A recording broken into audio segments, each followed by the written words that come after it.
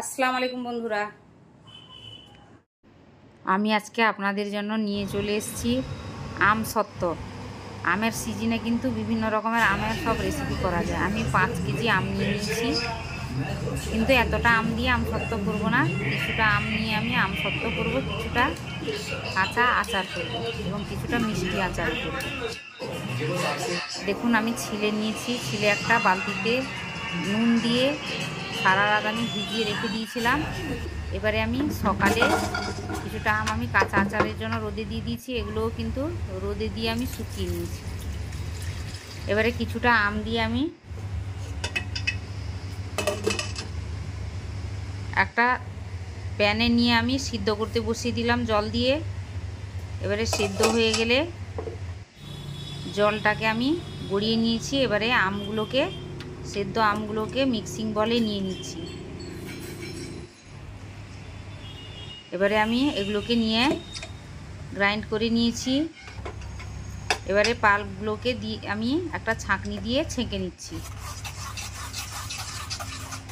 আপনারা অবশ্যই কিন্তু এই রেসিপিটা ট্রাই করবেন। রেসিপিটা কিন্তু দারুণ টেস্টি এবং আমের সিজন চলে যাচ্ছে, এগুলো কিন্তু স্টোর করে রাখার জন্য ভালো। এবারে আমি প্যানে একটা আমের পাল্পগুলোকে নিয়ে নিয়েছি। এবারে ফুড কালার দিয়ে দিলাম, তারপরে 1 চামচ লঙ্কা গুঁড়ো, স্বাদ মতো লবণ এবং 1 বাটি চিনি নিয়ে নিয়েছি। আপনারা যেরকম মিষ্টি খান ওই রকম চিনি নেবেন। আম এখন যেহেতু কাঁচা আমের করেছি আমি, এটা টক হবে, তার জন্য আমি চিনিটা একটু বেশি নিয়েছি। এবারে এরকম আঁচে করে কিন্তু নাড়াতে থাকতে হবে যতক্ষণ না শুকনো শুকনো মতো হয়ে যাচ্ছে। আর অনবরত নাড়াতে থাকতে হবে, না হলে কিন্তু নিচে বসে যাবে। দেখুন, এবারে হয়ে গেছে, রেডি হয়ে গেছে কিন্তু আম সত্ত্বের জন্য।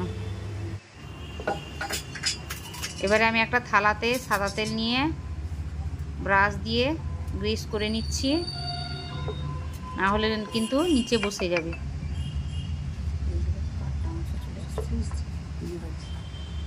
ভালো করে কিন্তু তেলটা ব্রাশ করে নিতে হবে। এবারে আমি আমের পাল্পগুলোকে থালাতে করে ঢেলে দিচ্ছি, দিয়ে খুন্তি দিয়ে আমি সমান করে নিচ্ছি। এটা কিন্তু টক ঝাল মিষ্টি হবে, তার জন্য আমি একটু লঙ্কা গুঁড়ো দিয়েছি। দেখুন কালারটা কত সুন্দর হয়েছে। আমি কিন্তু সারা রাত রেখে দিয়েছিলাম, তারপরে সকালে উঠে রোদে দিয়েছি। এবারে একদম শুকনো হয়ে গেছে, রেডি হয়ে গেছে আমার আম সত্ত্ব। দেখুন কত সুন্দর হয়েছে, একদম গোটাটাই উঠে যাচ্ছে।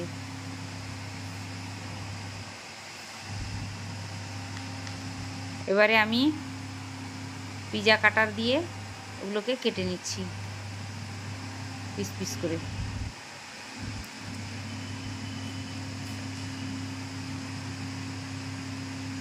আমের কিন্তু সব জিনিসটাই খেতে কিন্তু ভালো লাগে, কাঁচা আচার হোক কিংবা আম সত্ত্ব হোক।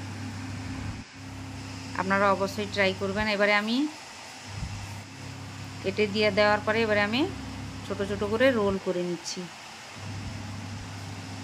আপনারা অবশ্যই রেসিপিটা ট্রাই করবেন। দেখুন কত সুন্দর রোল হয়ে গেছে। আমি কাঁচা আচারটা দেখাইনি, কারণ এর আগে দেখিয়েছিলাম। রেসিপিটা ভালো লাগলে লাইক করুন, কমেন্ট করুন, শেয়ার করুন এবং সাবস্ক্রাইব অবশ্যই করবেন।